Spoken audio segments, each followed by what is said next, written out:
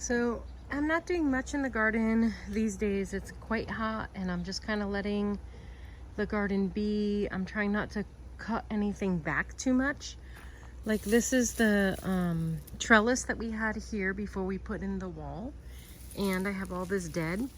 But to me, all that dead right there is protecting in this heat wave that we're having.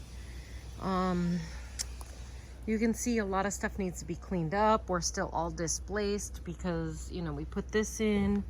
I don't want to plant this yet until it cools down a little bit.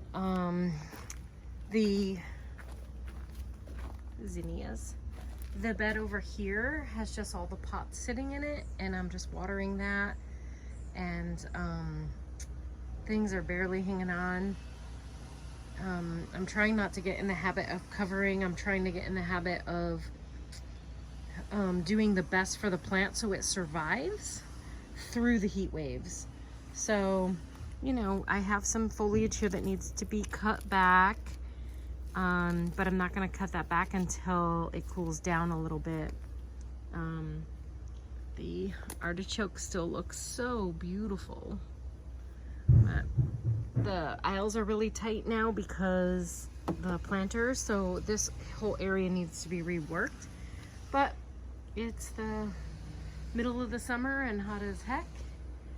Back there, the cucamelons filling in very nicely. Rhubarb's added again. And yeah, so just still have to figure out what I'm gonna do with that. Look at my little helper. I came in and took the sunflower heads. They're not ripe, but the squirrel was going to town on them, so I'm going to give these to the chickens. And yeah, there's just, you know, a mess. I did trim some stuff because I couldn't get back in the back corner. I trimmed back the bougainvillea that's right there because I don't want it in that spot. I want it further over that way. So I'm just kind of, it's a constant trimming issue. But you can see, have some brown. I have some dye back here. This is the stuff I took out so I could get through the walkway. And I took that out so I could get through the walkway. The stuff just grows and goes in the directions that it wants to. So as soon as it cools down, I'll trim all this back. But right now, I'm gonna let it be shade for the plant. It's not hurting anything. The tomatoes are doing fantastic. Today was the first day I've watered them in about 4 weeks, even through this heat wave.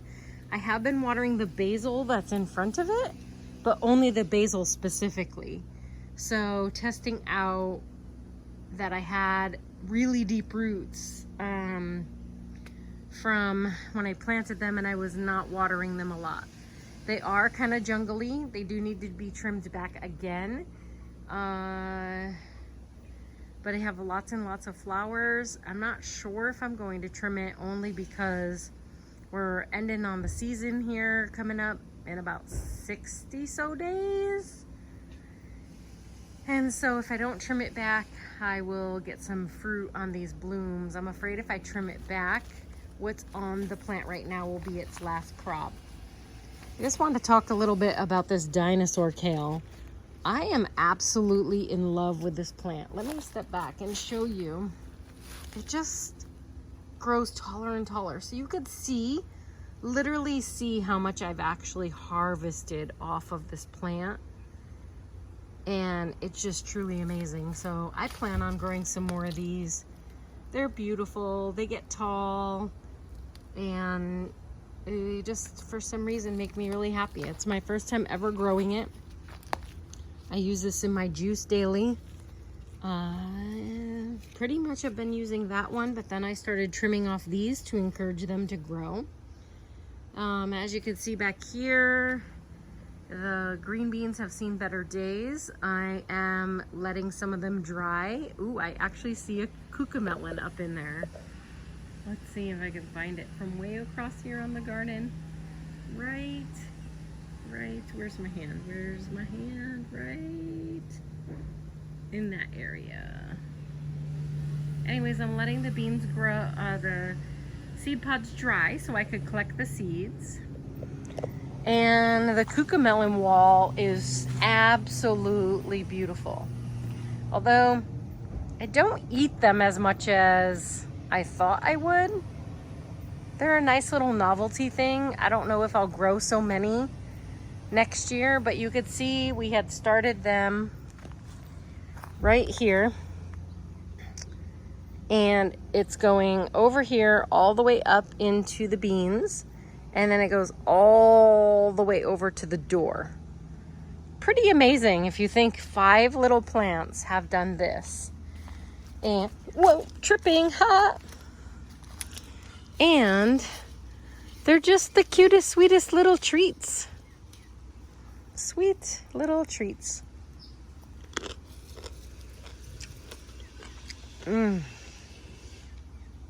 I like them. They're not a cut and bring in the house kind of thing, but it's nice for little garden snacks when you're out here.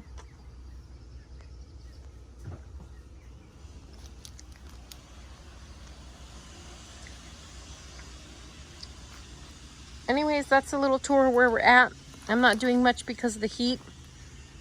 Waiting for a few more weeks to pass by, and hopefully I'll be getting these beds over here planted up.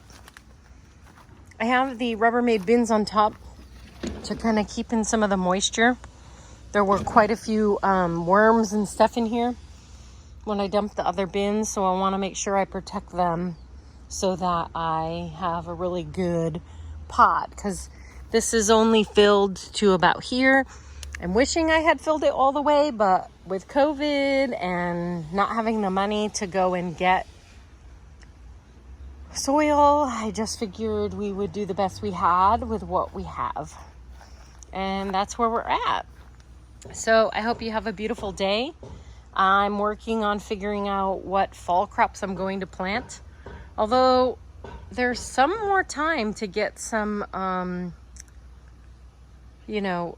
summer crops done, but I don't know if I will. I have quite a few summer crops right now. Everything seems to be doing really well. I have zucchini growing right there. And so it's time to just do like a little rework up and get things going. I think this plant right here, I may move into here when I'm ready. I think this is going to be my juicing station. And then this one out here, I think is going to be like my lettuce station, because it gets partial shade. So it's sunny in the morning and then it's shaded at night. And I think that would be a great spot to just come in and pick your salad and eat your yummy lettuces for the evening or the day. But, yeah, and then I saw another person that I follow. They talk about, or he has like little beds that are specific ethnicities. So like he has a Thai bed, and he has some other beds. Anyways, can't think of exactly what beds he has off the top, but I really like that idea of having a bed that's specifically for, let's say, Thai, because that's what's on the top of my mind right now. So you have Thai peppers, and you have Thai basil, and you have lemongrass, and you have all of the things that you would utilize to make Thai food. And I just think that I would love to build my garden based on that, or not my whole garden, but some of my beds based on those principles of where everything that's for a specific meal would be in one spot. So like you could have, cilantro and jalapenos and some other things for your Mexican cuisine, and you could have some other items for your Chinese cuisine, your Italian cuisine. I just think it's truly amazing to think of it that way. And when you do go out, you're going out to that one little area, harvesting what you need, and coming in the house and making a beautiful dinner with what you have. So anyways, that's the garden for today. it's time to go inside because it is getting to be way too hot. Oh, hi, Mr. Pollinator.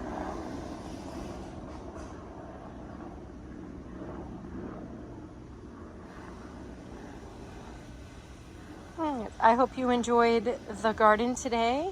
Please like and subscribe, and select the bell if you want to be notified when I upload new videos.